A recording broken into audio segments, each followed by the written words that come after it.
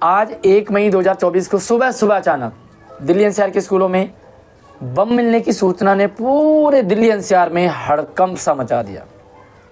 क्या स्टूडेंट्स, क्या पेरेंट्स और क्या टीचर्स, सभी में अचानक सुबह सुबह डर और दहशत का सा माहौल हो गया। ऑब्वियसली भाई पढ़ाई लिखाई एक जगह, लेकिन सेफ्टी और सुरक्षा सबसे पहले, चाहे वो स्टूडेंट्स हो, चाहे टीचर्स हो, चाहे स्टाफ हो, किसी को भी कोई भी नुकसान नहीं होना चाहिए। इसी बीच दिल्ली की शिक्षा मंत्री आतिशी मैडम जी को सरकारी स्कूलों में पढ़ने वाले बच्चों से कितना प्यार है, कितनी चिंता है मैडम जी को सरकारी स्कूलों में पढ़ने वाले बच्चों से, ये भी हमें देखने को मिला। आप सभी को जानना भी बहुत ज़रूरी है। खैर, टीचर्स बहुत परेशान रहे, सबसे ज़्यादा परेशान रहे टीचर्स। सुबह सुबह जैसे ही पेरेंट्स बच्चों को स्कूल छोड़ने गए, कुछ पेरेंट्स खुद छोड़ने जाते हैं, तो उन्हें बताया गया कि भैया आपकी छुट्टी है आज। वो वापस ले आए, जो बसेस वगैरह लगाई जाती थी वही वापस बस से भेज दिया। कुछ ऐसे स्कूल भी थे जो बच्चों को छोड़ गए थे और उन्हें बाद में पता लगा, तो पेरेंट्स को मैसेज कॉल जो भी है वो गए और उन्हें बोला भाई अपने बच्चों को ले जाओ। अच्छा, खबर मिली थी कुछ गिने चुने टारगेटेड स्कूलों को, जिसमें भाई 80-100 के करीब स्कूल थे, लेकिन सिर्फ 80-100 स्कूलों को ही नहीं बंद किया गया। पूरे दिल्ली एनसीआर के लगभग स्कूलों को, प्राइवेट स्कूलों को तुरंत बंद कर दिया गया, चाहे छोटा हो बड़ा हो, सभी को बच्चों को घर भेजा। इवन स्टाफ और टीचर्स की भी छुट्टी कर दी गई।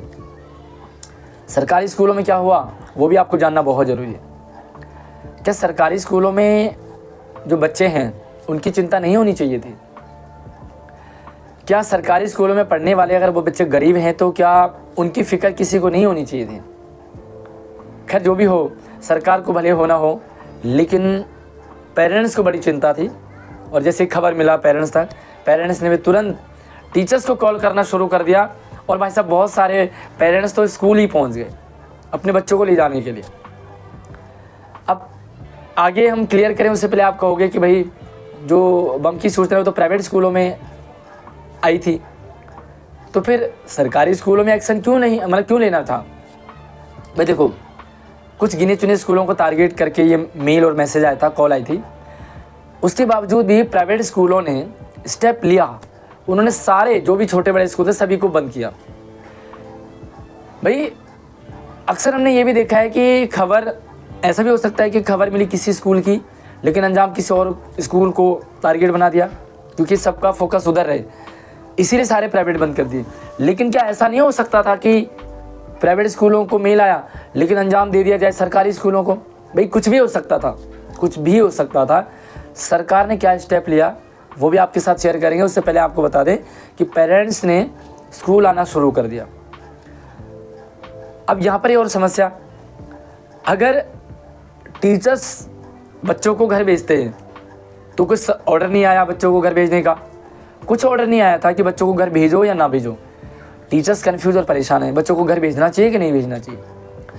अब जो पेरेंट्स आ रहे हैं, टीचर्स ने क्या करा, उनको भेज दिया। मान लीजिए टीचर्स अगर बच्चों को ना भेजता और ऊपर वाला ना चाहे कुछ अनहोनी हो जाती, तो फिर टीचर्स पे बात आई कि भाई पेरेंट्स तो स्कूल में गए थे लेकिन टीचर्स ने भेजा ही नहीं। अगर टीचर बच्चों को स्कूल में भेज देता, घर भेज देता, तभी टीचर्स बेचारा परेशान फंसेगा कि भाई जब ऑर्डर ही नहीं आया था तो आपने बच्चे कैसे भेज दिए। तो बेचारा हो गया टीचर, वो बीच में फंस गया। अब पेरेंट्स को अपने बच्चों की चिंता तो होगी भाई, वो आ गए स्कूल। बहुत सारे पेरेंट्स तो कॉल कर करके क्या हुआ भाई, छुट्टी कब हो रही है, नहीं हो रही, क्यों नहीं हो रही है, बम मिलने की खबर है। भाई किसको कितना समझाएं, पेरेंट्स को तो चिंता हो जाती है भाई, क्योंकि पेरेंट्स को लगता है कि भाई जो भी कुछ हो लेकिन हमारा बच्चा हमारे नज़रों के सामने हो।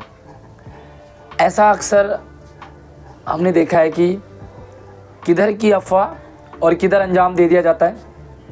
सबका फोकस प्राइवेट स्कूलों की तरफ। इतनी देर में अंजाम हो सकता था, भाई कुछ भी हो सकता था, सरकारी स्कूलों को भी टारगेट बनाया जा सकता था। हालांकि दिल्ली पुलिस तुरंत जिन जिन जगह थी वहाँ गई अपने टीम के साथ और उन्होंने सब कुछ ठीक ठाक संभाला। और अभी एट प्रेजेंट टाइम में ये क्लियर हुआ कि कुछ ऐसा कहीं बॉम्ब वगैरह नहीं मिला और सारे स्कूल सब सुरक्षित हैं।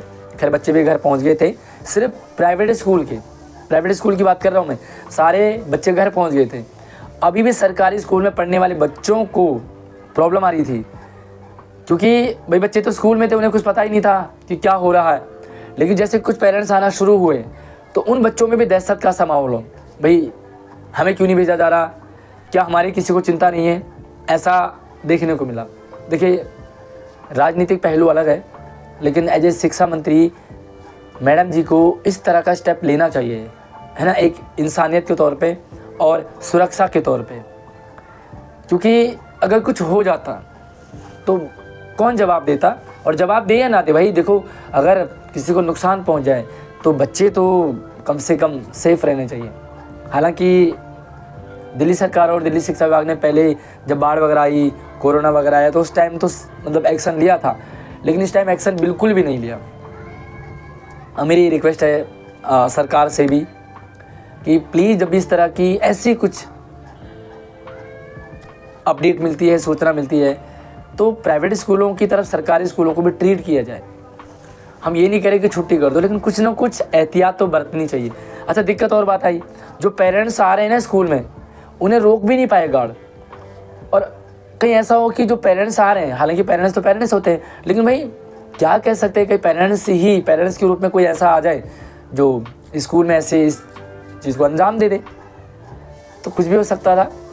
खैर आपके इलाके में क्या माहौल था प्राइवेट स्कूल का और सरकारी स्कूल का, आप हमें कमेंट सेक्शन में ज़रूर रखें। लेकिन मेरी प्रार्थना है, मेरा निवेदन है सरकार से कि इस तरह के जो भी स्टेप है वो ले लेने चाहिए। क्योंकि देखो ना हो अच्छी बात है, बहुत अच्छी बात है, कुछ नहीं मिला, लेकिन अगर कुछ मिल जाता तो दिक्कत थी, इसलिए उनको तुरंत भेज दिया जाए। और मैडम का मैंने तुरंत ट्वीट चेक किया तो मैडम वहाँ कह रही हैं कि कहीं कुछ नहीं मिला, टीम के साथ संपर्क बना रहे।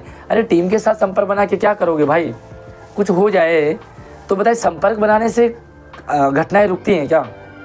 संपर्क बनाने का मतलब है कि आप सूचना ले रहे हैं, खबर ले रहे हैं, लेकिन अगर कुछ हो जाए तो ये सूचना खबर लेके क्या करोगे बताओ? इस तरह के एक्शन लेने चाहिए। और यहाँ पर HOS भी बीच में लटक गए, क्योंकि HOS को भी यही कहा गया कि भैया आप अपने लेवल पे देखो, जो पेरेंट्स आ रहे हैं उन्हें भेज दो, लेकिन कोई रिटर्न में नहीं था, है ना। ऐसे में लगातार पेरेंट्स तो आए, भेज भी दिए, बट जो नहीं आ रहे थे, मतलब ये काफ़ी सारा पैनिक का सा माहौल था। आपको क्या लगता है क्या होना चाहिए, और क्या हुआ आपके इलाकों में, आपका कौन सा स्कूल है, वहाँ का क्या माहौल था, हमें कमेंट सेक्शन में ज़रूर बताइए। हालांकि ये अच्छी चीज़ थी कि कुछ नहीं था, बट जब भी कभी भविष्य में ऐसी सिचुएशन आए तो सबसे पहले आप सभी स्टूडेंट्स, टीचर्स और पेरेंट्स से मेरी रिक्वेस्ट है कि कभी भी पैनिक ना लें। क्योंकि होता क्या है, लोग घटना से कम दिक्कत आती है, लेकिन जब हम हड़कम मचता है, अफरा तफरी मचती है, भगदड़ मचती है, तो भगदड़ में ज़्यादा दिक्कत आती है ना। मान लीजिए कहीं कुछ घटना होती है तो वहाँ पर नुकसान कम होगा, लेकिन जब वही भगदड़ का रूप ले लेती है तो वहाँ पर नुकसान ज़्यादा होता है ना। तो क्योंकि वह भगदड़ वाला सा माहौल तो था, लेकिन पेरेंट्स ने भी माहौल संभाला, और सरकारी स्कूल में जो भी थे पेरेंट्स मतलब 1 बाय 1 कोई आ रहे थे तो उन्हें भेज रहे थे। बट इस तरह अगर सारे बच्चों को सीरियसली अगर इस तरह से भेज दिया जाता तो शायद मेरे हिसाब से ठीक होता। बाकी आपका जो ओपिनियन है, जो राय है, वो भी रखें कमेंट में। इसी तरह आपको एजुकेशनल सारी अपडेट लगातार शेयर होती रहेगी, तो चैनल को सब्सक्राइब कर लीजिए ताकि और इन फ्यूचर आपको सारी अपडेट मिलती रहेगी। धन्यवाद।